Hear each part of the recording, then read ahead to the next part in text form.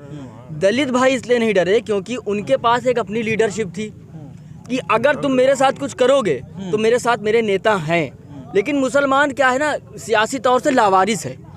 जो लावारिस होता है उसकी कोई नहीं सुनता। सड़कों पे चीखने से क्या होता है कि आप 1000 की भीड़ लेके खड़े हो जाइए, सड़क पे खूब चीखिए, 1 दिन चीखेंगे, 2 दिन चीखेंगे, 10 दिन चीखेंगे, पुलिस वाले लाठियां मार के हटा देंगे।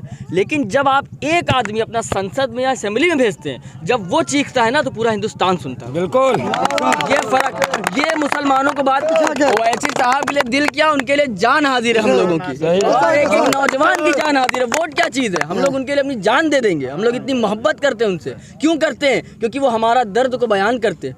वो हमारे दर्द को, हमारे तकलीफ को, आपको पता है जब ये देखता हूँ ना, जब ये सब चीज़ों को इतनी कुड़न होती है दिल के अंदर, और जब ये मुसलमान ऐसे लीडरों के पीछे चलता है जो उनकी आवाज़ उठाना नहीं चाहते हैं। आप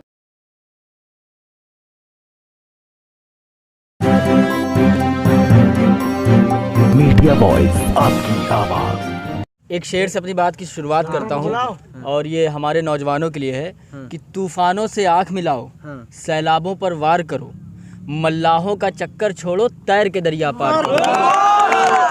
तो अगर मैं लखनऊ से जौनपुर आ गया तो ये बहुत बड़ी बात नहीं है। मेरा सदर, मेरा लीडर असदुद्दीन ओवैसी हैदराबाद से पूरी हिंदुस्तान में घूम रहा है। और किस लिए घूम रहा है? उसको किसी चीज़ की ज़रूरत नहीं है। उनको क्या है ना, उनको एक तड़प है कि ये कौम किस तरह अपने पैरों पे खड़ी हो जाए सियासी तौर से। क्योंकि जिस कौम की कोई सियासी ताकत नहीं होती, जिसकी कोई अपनी आवाज़ नहीं होती, उसके मसले का कोई हल नहीं होता। ये तल्ख हकीकत है। और यही बात हमको काशी राम जी ने भी समझाया, अंबेडकर जी ने भी समझाया, और कई लीडरान आए वो हमको ये बात समझा गए। लेकिन यही एक कौम हमारी है जो समझ नहीं पाई, जिसका नुकसान ये हुआ कि सच्चर कमेटी ने कहा कि तुम्हारी हालत दलितों से भी बदतर है। इसकी वजह से क्यों नहीं समझ पा रही है? देखिए, समझ इसलिए नहीं पा रही है क्योंकि इन लोगों के ने बीच में हवा खड़ा कर दिया बीजेपी का।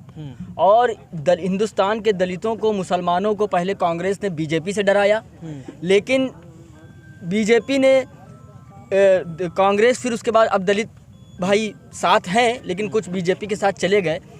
लेकिन सबसे ज़्यादा डराने वाली है मुसलमानों को।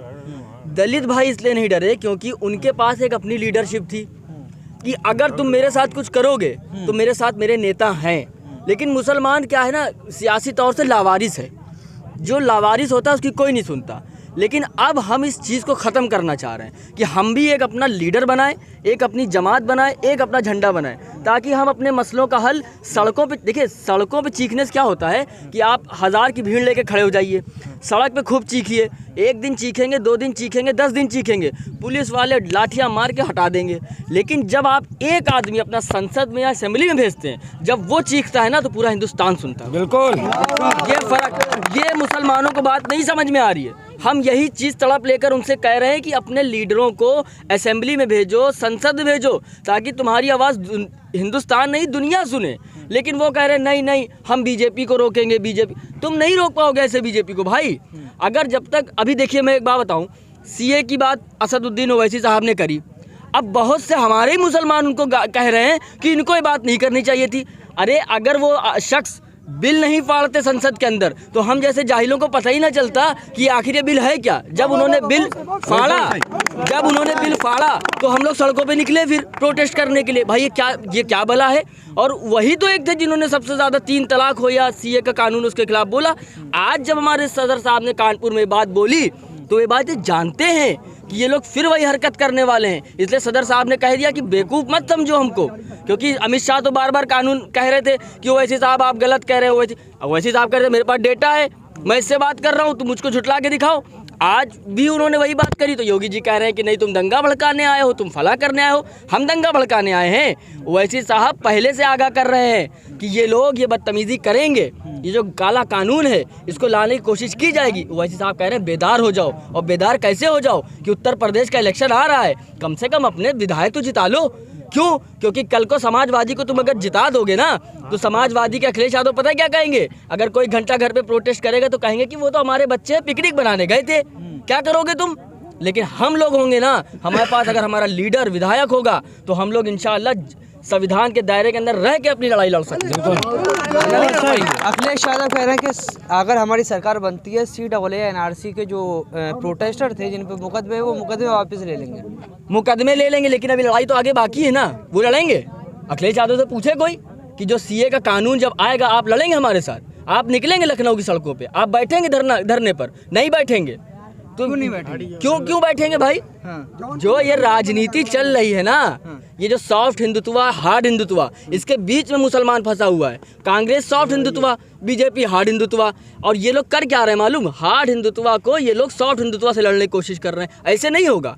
अगर आपको बीजेपी की RSS की मानसिकता से लड़ना है तो आपको लड़ाई संविधान से लड़नी पड़ेगी, क्योंकि संविधान ही एक ऐसी चीज़ है जो इनके जो जुल्म है, जो इनकी जो बेकार की बेहुदा बातें हैं, संविधान ही इनको तोड़ सकता है। क्यों? अंबेडकर साहब के भी समाज को बहुत सताया गया। अंबेडकर साहब ने संविधान लाए, अंबेडकर साहब ने एक बेदारी पैदा की, आज भी ये लोग उनसे नहीं लड़ पा रहे हैं। संविधान के आगे मजबूर हैं ये लोग।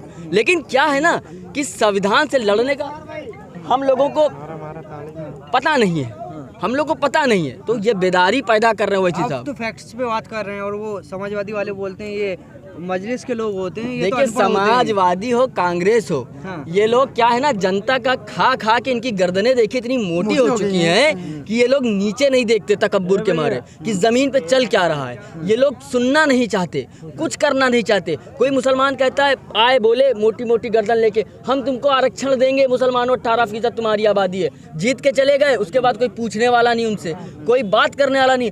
फिर 5 साल बाद इलेक्शन पलटता तो बोलते नहीं देखो, वादे छोड़ो, बीजेपी आ जाएगी तो दिक्कत हो जाएगी। अरे बाबा, हमको बीजेपी से कब तक डराओगे? बीजेपी कर करके आज हमारे बच्चे महरूम हो गए शिक्षा से।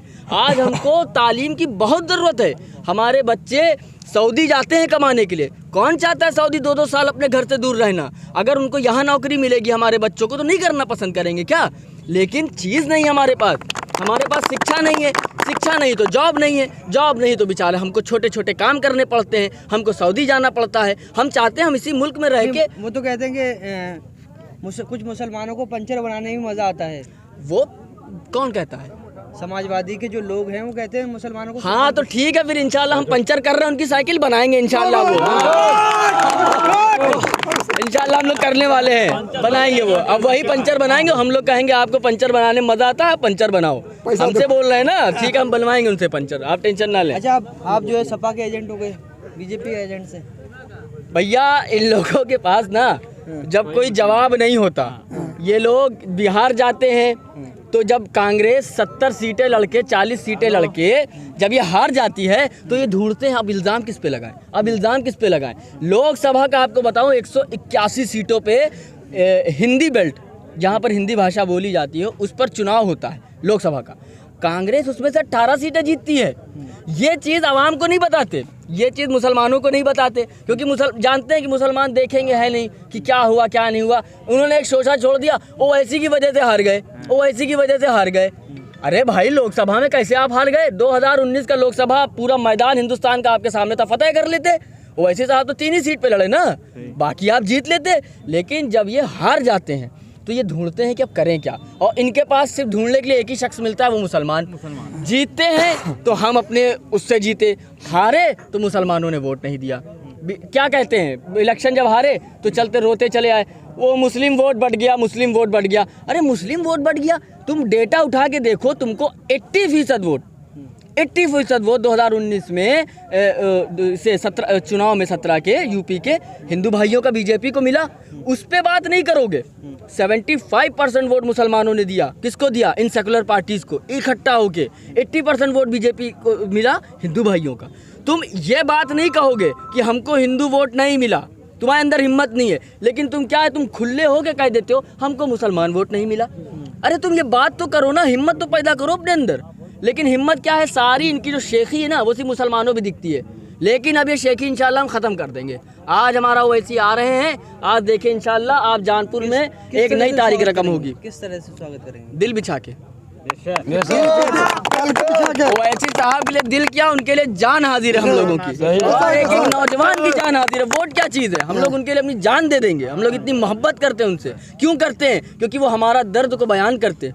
बहुत सही, वो बहुत हमारे दर्द को, हमारे तकलीफ को, आपको पता है जब ये देखता हूँ ना, जब ये सब चीज़ों को इतनी कुड़न होती है दिल के अंदर, और जब ये मुसलमान ऐसे लीडरों के पीछे चलता है जो उनकी आवाज़ उठाना नहीं चाहते हैं। आप बताइए कि एक गुप्ता जी का इनकाउंटर होता है, अखिलेश जी चले जाते हैं, मैं गुप्ता जी के इनकाउंटर से मैं भी दुखी हूँ, बिल्कुल नहीं होना चाहिए, लेकिन वो जाते हैं कहते हैं 45 लाख रुपए देंगे, नौकरी देंगे, फला देंगे।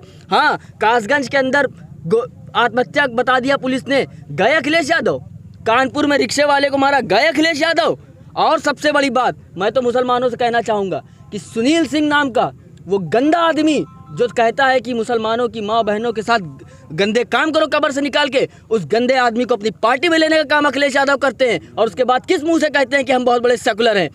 अखिलेश यादव जी क्या हैं, गदा लेके दिखा रहे हैं, मायावती जी क्या हैं, त्रिशूल लेके दिखा रही हैं, और जो वैसी साहब हाथ में संविधान पकड़े हैं उनको कट्टर कहा जा रहा है, उनको कट्टर कहा जा रहा है। ओवैसी भाई कहेंगे ही भड़काओ भाईजान, इनके पास बातें क्या हैं। हम तो चैलेंज कर रहे हैं, प्रवक्ताओं को छोड़िए इनके पार्टी के, वो क्या बात करेंगे मुझसे। इनके राष्ट्रीय अध्यक्ष बैठ जाएं आके हमारे एक छोटे से कार्यकर्ता के सामने बैठ जाएं और डिबेट कर लें, डिबेट कर लें और बात कर लें, लेकिन बात होगी डेटा पे, हवाई बात नहीं होगी। अगर बोलोगे कि बिहार में नुकसान पहुंचाया है तो फिर साबित करना पड़ जाएगा कि नुकसान कैसे पहुंचाया है। डेटा दो, क्योंकि हम लोग भी बेवकूफ़ नहीं हैं, हम लोग सब कुछ देख रहे हैं, हम लोग पढ़ने वाले लोग हैं। ये समझ रहे हैं कि हम लोग अरे हम लोग भी थोड़ा थोड़ा पढ़ते हैं, बैरिस्टर साहब के चेले हैं हम लोग पढ़ते हैं थोड़ा थोड़ा। ये लोग समझ रहे हवा में।